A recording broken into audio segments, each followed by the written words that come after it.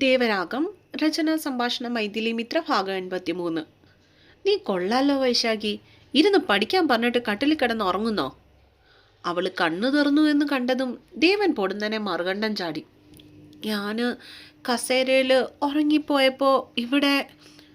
കസേരയിൽ നിന്ന് ഇത്രയും നേരം പഠിച്ചുകൊണ്ടിരുന്ന താൻ എങ്ങനെ ഇവിടെ എത്തി എന്നുള്ള ചിന്തയിൽ ഭ്രാന്ത് പിടിച്ച് വൈശാഖി തലചൊറിഞ്ഞു. ഉറങ്ങിയെന്ന കാര്യം വൈശാഖിക്ക് ഓർമ്മയുണ്ടായിരുന്നു. പക്ഷേ ബെഡിൽ വന്ന് കിടന്ന കാര്യത്തെക്കുറിച്ച് ചിന്തിച്ചപ്പോഴേക്കും അവൾക്കൊരു എത്തിയും പിടിയും കിട്ടുന്നില്ലായിരുന്നു. നീ എന്താ വൈശാഖി പിച്ചും പേയും പറയുന്നേ? മുഖത്തെ പതറിച്ച് ഭംഗിയായി ഒളിപ്പിച്ചു വെച്ചിട്ട് അവൻ കട്ടലിൻ്റെ ക്രാസിയിലേക്ക് ചാരിയിരുന്നു. അല്ല സാർ, ഞാൻ എങ്ങനെ ഇവിടെ വന്ന് കിടന്നേ? അവള് വിരൽ കടിച്ചുകൊണ്ട് എങ്ങനെയൊക്കെയോ ചോദിച്ചു. ഇതിപ്പോൾ എന്നോടാണോ ചോദിക്കുന്നേ? അല്ല, എനിക്കറിയാൻ മേലായിട്ട് ചോദിക്കുവോ? നിനക്ക് ഉറക്കത്തിൽ നടക്കുന്ന വല്ല സ്വഭാവവും ഉണ്ടോ? അവളെ സൂക്ഷിച്ചു നോക്കി മഹാദേവൻ. ഇല്ല സാർ, അങ്ങനെയൊന്നും എനിക്കില്ല. ദേവൻ പറഞ്ഞത് കേട്ടതും അവൾക്ക് പേടിയായി. എന്നാ പിന്നെ ഉറക്കം വന്ന് തൂങ്ങിയപ്പോൾ നീ ഇവിടെ വന്ന് കിടന്നതാവാം. എന്താണേലും കട്ടിൽ തന്നെ വന്ന് കിടന്നല്ലോ, അതുകൊണ്ട് സാരമില്ല. ഇനി താൻ പറഞ്ഞത് കേട്ടിട്ട് വൈശാഖിക്ക് പേടിയായാലോ എന്ന് കരുതി അവൻ അവളെ സമാധാനിപ്പിക്കാൻ വേണ്ടി നോക്കി. ആ, മഹാദേവൻ പറഞ്ഞത് വെള്ളം തൊടാതെ വിശ്വസിച്ചവൾ. നീ എങ്ങോട്ടേക്കാ? എന്തൊക്കെയോ ചിന്തിച്ചു കൂട്ടിയിരുന്നവൾ പൊടുന്നനെ ബെഡിൽ നിന്നും എഴുന്നേറ്റ് പോകുന്നത് കണ്ടതും മഹാദേവൻ്റെ നെറ്റി ചുളിഞ്ഞു. അത് ഞാൻ പഠിക്കാൻ. അവൾ സ്റ്റഡി ടേബിൾ ചൂണ്ടിക്കാട്ടി. മണി എത്രയായിന്ന് വല്ല വിചാരമുണ്ടോ നിനക്ക്? എനിക്ക് ഈ വെട്ടം കണ്ടോണ്ട് കിടന്നുറങ്ങാൻ പറ്റത്തില്ല. ഇനിയിപ്പോൾ ഇരുന്ന് പഠിക്കണ്ട എന്ന കാര്യം മഹാദേവൻ അവളോട് പറയാതെ പറഞ്ഞു. ഞാൻ പുറത്തിരുന്ന് പഠിച്ചോളാം സാർ, സാർ ഉറങ്ങിക്കോളൂ. അവള് പറഞ്ഞതിൻ്റെ പൊരുൾ മനസ്സിലാക്കാതെ വൈശാഖി പെട്ടെന്ന് അടുത്ത വഴി കണ്ടുപിടിച്ചു. പഠിക്കാൻ പറയുന്ന സമയം ഇരുന്ന് പഠിക്കത്തില്ല, എന്നിട്ട് പാതിരാത്രി കുത്തിയിരുന്ന് പഠിക്കാൻ പോവാണെന്ന്. നാളെ നിനക്ക് കോളേജില്ലേ വൈശാഖി? പെണ്ണിൻ്റെ പൊട്ടുപിടിച്ച സ്വഭാവം കണ്ടതും മഹാദേവൻ 2 ചാട്ടം ചാടി. ഉണ്ട് സാർ. കുറ്റം ചെയ്ത കുട്ടിയെപ്പോലെ അവൾ മഹാദേവന്റെ മുൻപിൽ തലകുനിച്ചു നിന്നു. എങ്കി വന്ന് കിടന്നുറങ്ങാൻ നോക്ക്. അതേ ഗൗരവത്തിൽ തന്നെ അവൻ അടുത്ത ആജ്ഞയും പുറപ്പെടുവിച്ചു. പക്ഷേ പെണ്ണ് കട്ടിലേക്ക് കയറുവാൻ കൂട്ടാക്കാതെ അവിടെ തന്നെ നിന്നതേ ഉള്ളൂ. നീ എന്താ ഉറങ്ങുന്നില്ലേ? താൻ പറഞ്ഞത് കേട്ടിട്ടും അനുസരിക്കാതെ നിന്ന് താളം തുള്ളുന്ന പെണ്ണിനെ കണ്ടതും ചെക്കന് പിന്നെയും ദേഷ്യം വന്നു. പഠിച്ചില്ലേൽ സാറ് ഇമ്പോസിഷൻ തരൂന്ന് പറഞ്ഞില്ലേ? കുഞ്ഞു കുട്ടികൾ പറയുന്നത് പോലെ പറയുന്നവളെ കണ്ടപ്പോൾ കെട്ടിപ്പിടിച്ച് ഞെക്കിപ്പൊട്ടിക്കാൻ തോന്നിയൊരിഷ്ടം അവളോട് തോന്നിപ്പോയി മഹാദേവനപ്പോൾ. രാവിലെ ഇരുന്ന് പഠിച്ചാൽ മതി, ഇപ്പോൾ കയറി കിടന്ന് ഉറങ്ങാൻ നോക്ക്. വൈശുവിനെ അവൻ ഉറ്റുനോക്കി. വൈശാഖി അപ്പോൾ തന്നെ കട്ടിലിൻ്റെ കാൽക്കൽ കൂടെ കയറി മഹാദേവൻ്റെ അപ്പുറത്തായിട്ടുള്ള സ്ഥലത്തായി കിടന്നു. അവൾ കിടന്നെന്ന് കണ്ടതും മുറിയിലെ വെട്ട അണച്ചിട്ട് സീറോൾ ബൾബ് ഇട്ട് വെച്ചവൻ. ശേഷം മുറിയുടെ ജനലൊക്കെ തുറന്നിട്ട് കട്ടിലിൽ വന്ന് കിടന്നു മഹാദേവൻ. കിടന്നിട്ടും എന്തുകൊണ്ടോ മഹാദേവൻ അന്ന് ഉറങ്ങാൻ കഴിഞ്ഞില്ല. മുകളിലത്തെ കറങ്ങാത്ത ഫാനിലേക്ക് ഉറ്റുനോക്കിക്കൊണ്ട് ചെക്കൻ വെറുതെ കിടന്നു. കുറേ നേരം കഴിഞ്ഞതും അടുത്ത് കിടന്നവളുടെ മുഖത്തേക്ക് അവൻ പാളി നോക്കി. കണ്ണുകൾ 2 അടച്ചിട്ട് സുഖമായി കിടന്നുറങ്ങുകയാണ് പെണ്ണ്, ഒരു പാവക്കുട്ടി കിടക്കുന്നത് പോലെ. എത്ര സുന്ദരിയാണിവൾ! അവൻ്റെ മനസ്സിൽ അവളോടുള്ള ഇഷ്ടം നുരഞ്ഞു പൊങ്ങി. മെല്ലെ അടുത്തേക്ക് ചെന്ന് പെണ്ണിനെ ഞെക്കിപ്പൊട്ടിക്കാൻ പോലും അവൻ്റെ ഉള്ളം വെമ്പൽ കൊണ്ടു ആ നേരം. എങ്കിലും അവയെല്ലാം സ്വയം കടിച്ചു പിടിച്ച് നിയന്ത്രിച്ചുകൊണ്ടവൻ കണ്ണുകൾ മുറുക്കെ അടച്ചു പിടിച്ചുകൊണ്ട് കിടന്നു. വൈകാതെ തന്നെ ഉറക്കത്തിലേക്ക് ആഴ്ന്നു പോകുകയും ചെയ്തിരുന്നു. അച്ഛൻ ഇനി കല്യാണം കഴിയുന്നത് വരെ കോളേജിലേക്ക് വരുമെന്ന് എനിക്ക് തോന്നുന്നില്ല. ഞാനും തിങ്കളാഴ്ച കോളേജിലേക്ക് ഉണ്ടാവില്ല. ഒറ്റയ്ക്ക് നീ വരുമോ? കാറിൽ നിന്ന് ഇറങ്ങി കോളേജ് പാർക്കിങ്ങിലൂടെ നടക്കുമ്പോൾ മഹാദേവൻ വൈശാഖിയുടെ അടുത്ത് ചെന്ന് ചോദിച്ചു. അത് പിന്നെ ശനിയും ഞായറുമുള്ള അവധി കഴിഞ്ഞ് ചൊവ്വയും ബുധനും കൂടി കല്യാണത്തിൻ്റെ പേര് പറഞ്ഞ് അടിച്ചു പൊളിക്കുവാൻ വേണ്ടിയിരുന്നവൾക്ക് തിങ്കളാഴ്ച ക്ലാസ്സിലേക്ക് പോകാൻ ഒട്ടും ആഗ്രഹം ഉണ്ടായിരുന്നില്ല. തിങ്കളാഴ്ച ഒറ്റയ്ക്ക് നീ വരേണ്ടി വരും. പെണ്ണിൻ്റെ മറുപടി കിട്ടാത്തത് കൊണ്ടാവാം മഹാദേവൻ വീണ്ടും അത് പറഞ്ഞത്. ഞാൻ പോണില്ല സാർ. ഉള്ളിലുള്ളത് അങ്ങ് തുറന്നു പറഞ്ഞു പെണ്ണ്. അവളെ കണ്ണുരുട്ടി ഒന്ന് നോക്കിയതല്ലാതെ മഹാദേവൻ അതിനൊരു അഭിപ്രായവും പറയാൻ പോയില്ല. ഞാൻ തിങ്കളാഴ്ച രാവിലെ തന്നെ പോകും, അവൻ ഒരിക്കൽ കൂടെ അവളെ ഓർമ്മിപ്പിച്ചു. അപ്പോൾ സാറ് റിസപ്ഷനും കാണില്ലേ? അവൾ ചോദിച്ചു. ഉണ്ടാവില്ല, ബുധനാഴ്ച വൈകിട്ട് വരെ ക്ലാസ് കാണും. അതും പറഞ്ഞ് റിസപ്ഷന് വരാൻ പറ്റുന്ന കാര്യമല്ല. അതും പറഞ്ഞുകൊണ്ട് ഡിപ്പാർട്ട്മെൻറ്റ് പടികൾ കയറിയവൻ. പിന്നിലായി വൈശാഖി. അവൻ സ്റ്റാഫ് റൂമിലേക്ക് പോയതും വൈശാഖി നേരെ ക്ലാസ്സിലേക്ക് കയറി. അന്നും ആദ്യത്തെ പീരീഡ് മഹാദേവൻ്റെ ആയിരുന്നു. അവൻ ക്ലാസ് എടുക്കുമ്പോൾ മാത്രമുള്ള പിള്ളേരുടെ കണ്ണുകളിലെ എക്സ്റേ കണ്ണുകളിൽ നിന്നും രക്ഷപ്പെടുവാനായി വേണ്ടി മാത്രം മഹാദേവൻ ഇപ്പോൾ അറിയാതെ പോലും വൈശുവിൻ്റെ മുഖത്തേക്ക് നോക്കുവാൻ കൂട്ടാക്കാറില്ലായിരുന്നു. അന്ന് ഉച്ചയ്ക്ക് ഊണും കഴിഞ്ഞ് ക്യാൻറ്റീൻ്റെ മുൻപിലായി കെട്ടിയിട്ടിരിക്കുന്ന സിമൻറ്റ് ബെഞ്ചുകളിൽ ഇരുന്നു കൊണ്ട് വൈശാഖി തൻ്റെ കൂട്ടുകാരോടൊപ്പം സംസാരിച്ചു കൊണ്ടിരുന്നപ്പോഴാണ് സിദ്ധാർത്ഥ് അവരുടെ അടുത്തേക്കൊന്ന് ചിരിയോടെ ചെന്നത്. എന്തൊക്കെയുണ്ട് വിശേഷം? വൈശാഖി ഇരിക്കുന്നതിൻ്റെ തൊട്ടരികിലായി ഇരുന്നു കൊണ്ട് അവൻ എല്ലാവരോടുമായി കുശലം ചോദിച്ചു. വൈശാഖിയുടെ കല്യാണം കഴിഞ്ഞതിൽ പിന്നെ സിദ്ധാർത്ഥ് അവളെ കാണുമ്പോൾ എന്തെങ്കിലുമൊക്കെ സംസാരിക്കാറുള്ളത് പതിവാണ്. കൂട്ടത്തിൽ അവളുടെ സുഹൃത്തുക്കളായിട്ടും. ഒന്നുമില്ല സിദ്ധേട്ടാ, വെറുതെ ഇങ്ങനെ ഇരിക്കുകയായിരുന്നു. വൈശാഖിയും തിരിച്ചൊരു ചിരി കൊടുത്തു. അതെ, ചൊവ്വാഴ്ച നിങ്ങളുടെ കൂട്ടുകാരുടെ കല്യാണത്തിന് എൻ്റെ വീട്ടുകാരെയും വിളിച്ചിട്ടുണ്ട് കേട്ടോ. ചെക്കൻ്റെ അമ്മയുടെ അടുത്ത സുഹൃത്താണ് എൻ്റെ അമ്മ. വൈശാഖി കെട്ടിന് പോകുന്നുണ്ടോ? അവൻ ഒരു ചിരിയോടെ തിരക്കി. പിന്നെ പോകാതെ, മുത്തശ്ശിയുടെ കുടുംബക്കാരുടെ കല്യാണമല്ലേ, പോകാതിരിക്കാൻ പറ്റില്ല. ഞങ്ങളെല്ലാവരും കെട്ടിനും പോകുന്നുണ്ട്, റിസപ്ഷനും പോകുന്നുണ്ട്. ബാലു ഇപ്പോഴും കല്യാണ വീട്ടിൽ തന്നെയാ. വൈശാഖിയും ചിരിച്ചുകൊണ്ട് തന്നെ മറുപടി നൽകി. എന്നാൽ നമുക്ക് അടിച്ചു പൊളിക്കാം അല്ലേ? സിദ്ധാർത്ഥ് ഉത്സാഹത്തോടെ പറഞ്ഞു. പിന്നല്ലാതെ. വൈശാഖിക്കും സന്തോഷമായി.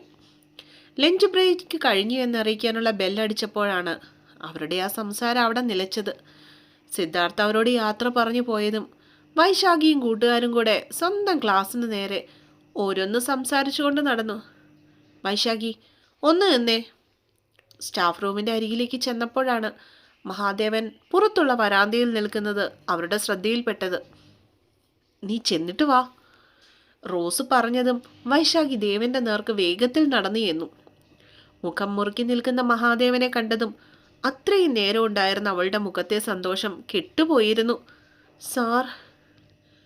ദേവന് മുൻപിലായി ചെന്ന് നിൽക്കുമ്പോൾ ചെറിയൊരാശങ്ക തോന്നിയിരുന്നു അവളിൽ. എന്തായിരുന്നു ക്യാൻറ്റീൻ്റെ മുൻപിൽ? കണ്ണുകൾ കൂർപ്പിച്ചുകൊണ്ടുള്ള ചോദ്യം പൊടുന്നനെയാണ് അവനിൽ നിന്നും വന്നത്. എന്ത് സർ? അവൻ ചോദിച്ചത് മനസ്സിലാവാത്തത് കൊണ്ടാവാം പെണ്ണു വാ പൊളിച്ചു നിന്നു പോയത്. എന്തായിരുന്നു ആ സിദ്ധാർത്ഥിനോട് ഇത്രയും നേരം എന്നാണ് ഞാൻ ചോദിച്ചത്. അവൻ്റെ മുഖം പരിഭവത്താൽ കടന്നല് പോലെ കുത്തി വീർത്തു. അതോ? വൈശാഖിക്ക് അപ്പോഴാണ് ശ്വാസം ഒന്ന് നേരെ വീണത്. അതുണ്ടല്ലോ സർ, നമ്മൾ പോണ കല്യാണത്തിന് സിദ്ധുവേട്ടൻ്റെ വീട്ടുകാരും ഉണ്ടാവുമെന്ന്. കല്യാണച്ചക്കൻ്റെ അമ്മ സിദ്ധുവേട്ടൻ്റെ അമ്മയുടെ കൂട്ടുകാരിയാണെന്ന്. അക്കാര്യം പറഞ്ഞുകൊണ്ടിരിക്കുകയായിരുന്നു ഞങ്ങൾ. പോയ സന്തോഷം അത് പറയുമ്പോൾ അവളിൽ വീണ്ടും തിരികെ എത്തി. കല്യാണത്തിന് അവനും കാണോ സിദ്ധാർത്ഥ്? മഹാദേവൻ ചുഴിഞ്ഞു ചോദിച്ചു. കല്യാണത്തിനും കാണും, റിസപ്ഷനും കാണുമെന്നാണ് സിദ്ധേട്ടൻ പറഞ്ഞിരിക്കുന്നത്. പെണ്ണ് തലയാട്ടി. ആ, പൊയ്ക്കോ. എല്ലാം കേട്ട് കഴിഞ്ഞതും ചെക്കൻ്റെ മുഖം ഒന്നുകൂടെ ഗൗരവത്തിലായി. എന്താ സാർ? അവൻ്റെ മാറിയ ഭാവം കണ്ടതും അവൾ ചോദ്യത്തോടെ മഹാദേവൻ്റെ മുഖത്തേക്ക് ഉറ്റുനോക്കി. ഒന്നുമില്ല, നീ പോ. അത്രയും പറഞ്ഞിട്ട് വെട്ടിത്തിരിഞ്ഞ് സ്റ്റാഫ് റൂമിലേക്ക് കയറിപ്പോയവനെ വൈശാഖിക്ക് ഒട്ടും മനസ്സിലാവുന്നുണ്ടായിരുന്നില്ല. നാളെ കല്യാണത്തിന് പോകാൻ ഞാനിതിൽ ഏതാ അമ്മ ഇടേണ്ടേ? വലത്ത് കൈയിലൊരു മഞ്ഞ കളർ അനാർക്കലി ചുരിദാറും ഇടത്തെ കയ്യിലൊരു കരിനീല നിറത്തിലുള്ള ധാവണിയുമായി വൈശാഖി ഹാളിലെ സെറ്റിയിലിരിക്കുന്ന ലക്ഷ്മിയുടെ മുമ്പിൽ ചെന്ന് നിന്നു.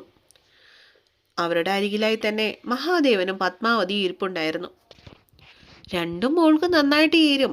ഒരു കാര്യം ചെയ്, ഒരെണ്ണം കല്യാണത്തിനും മറ്റേത് റിസപ്ഷനും ഇട്. തീർന്നില്ലേ കാര്യം?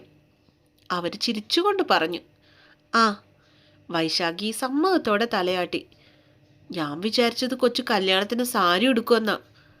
അവളെ നോക്കിക്കൊണ്ട് പത്മം ഒട്ടൊരു നെറുവീർപ്പോടെ പറഞ്ഞു. സാരിയോ? അതൊന്നും വേണ്ട.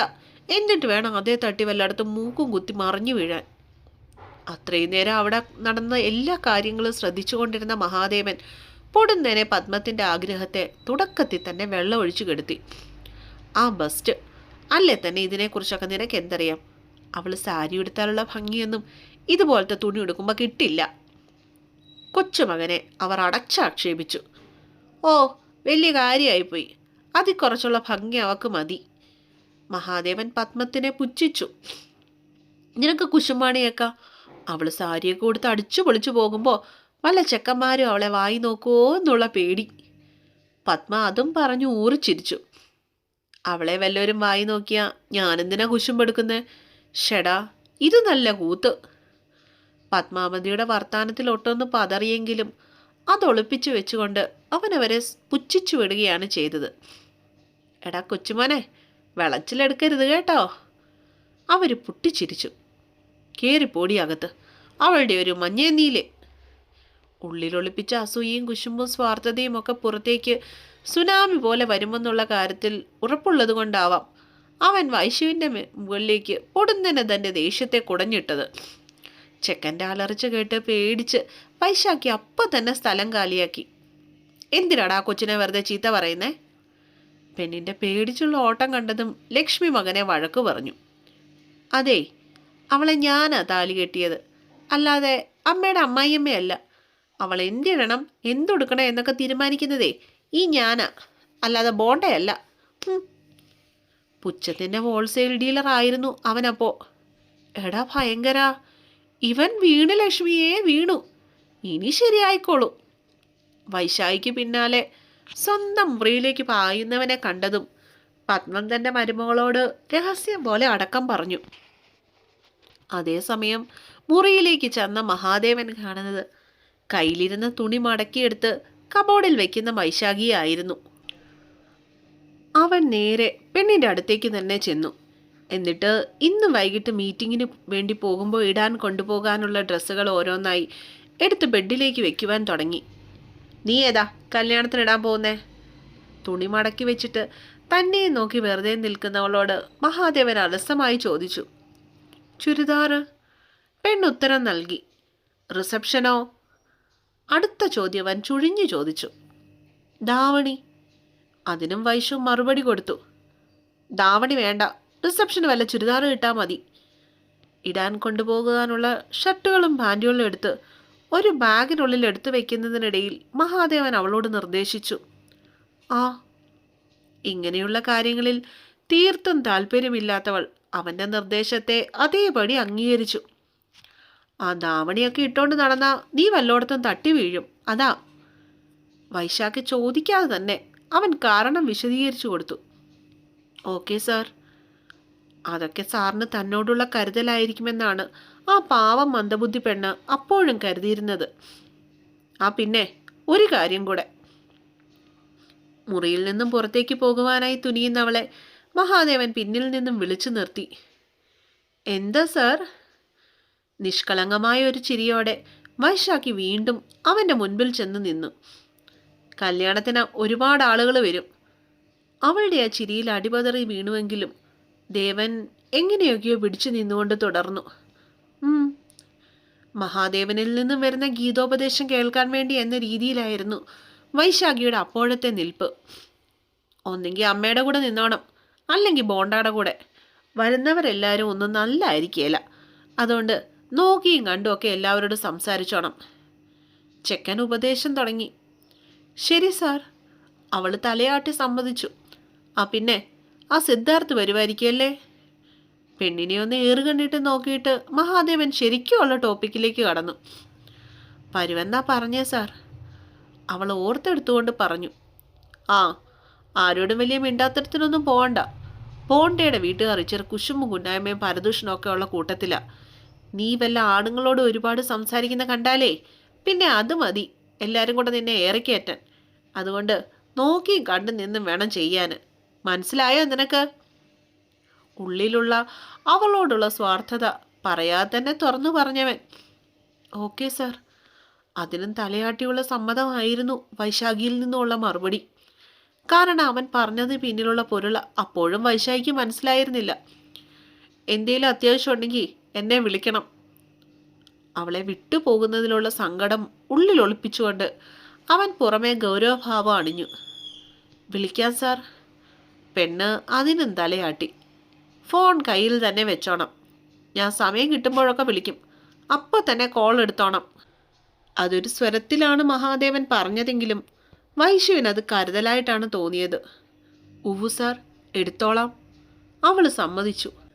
ഞാനില്ലെന്ന് കരുതി ആ മോണ്ടയുടെ കൂടെ നടന്ന് വല്ല കുരുത്തക്കേടും കാട്ടിയെന്ന് ഞാൻ അറിഞ്ഞ. അടുത്തതും ഒരു താക്കീത് തന്നെയായിരുന്നു. ഇല്ല സാർ, ഞാൻ നല്ല കുട്ടിയായിട്ടിരുന്നോളാം. അവളുടെ ഉണ്ടക്കവിളുകൾ എന്തുകൊണ്ടോ അത് കേട്ടതും പൊടുന്നനെ വീർത്തു വന്നു. ഒന്നാമത് 2 ദിവസം സാറിനെ കാണാൻ പറ്റത്തില്ലല്ലോ എന്നുള്ള സങ്കടമുണ്ട്. അതിനിടയിലാണ് കുഞ്ഞു കുട്ടികളെ ഉപദേശിക്കുന്ന രീതിയിലുള്ള സാറിൻ്റെ ഈ ഉപദേശങ്ങൾ. സാധാരണ ഭർത്താക്കന്മാരാണെങ്കിൽ ഈ സമയം ഒരു 50 ഉമ്മയും കെട്ടിപ്പിടുത്തങ്ങളും കഴിഞ്ഞിട്ടുണ്ടാവും. ഇതിപ്പോൾ സാറിന് അങ്ങനെ ഒരു ഫീലിംഗ് തന്നോടില്ലാത്ത അത്രയും കാലം ഇതൊക്കെ താൻ സഹിക്കേണ്ടതായിട്ട് വരും. വൈശുവിൻ്റെ ചുണ്ടുകൾ സങ്കടത്തോടെ കൂർത്തു. ആ, പൊയ്ക്കോ.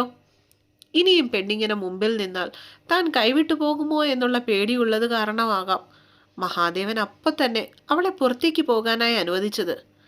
ആ, സങ്കടത്തോടെ അതിലുപരി നിരാശയോടെ റൂമിന് വെളിയിലേക്ക് നടന്നവൾ. ഈ പെണ്ണെന്നെ അവിടെ 2 ദിവസം തികച്ചു നിർത്തുമെന്ന് എനിക്ക് തോന്നുന്നില്ല. അവൾ പോണ വഴിയെ നോക്കി നെഞ്ചൊന്ന് തിരുമ്മി വിട്ടവൻ. അപ്പോൾ ഇന്നത്തെ പാട്ട് കഴിഞ്ഞു. അടുത്ത പാട്ടുമായിട്ട് നാളെ കാണാം കേട്ടോ. അപ്പോൾ ബൈ ബൈ.